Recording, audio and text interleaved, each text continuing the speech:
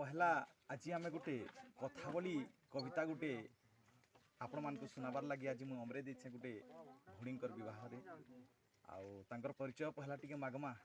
अच्छा आपनकर ना कण आज्ञा? आनंद साहू। आनंद साहू। आपनकर गाँटा? समारपाली। बहुत सुंदर।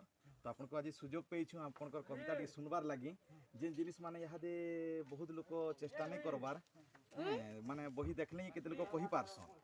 तो आपन जेन मानसिक भितर जेन कविताटा अच्छे आपन किछि गुटे कहून जेनटा कि लोक मान को भल लागबा हैं तो कहून।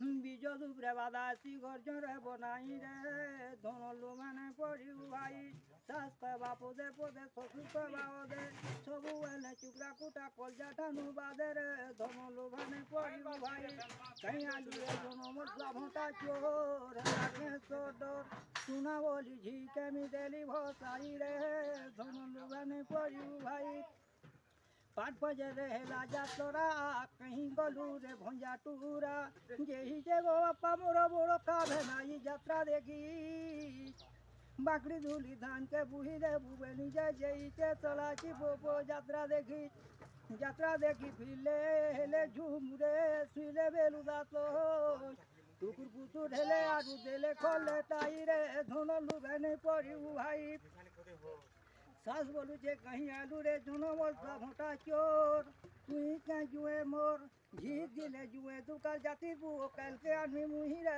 धोनो लुभे नहीं पड़ी भाई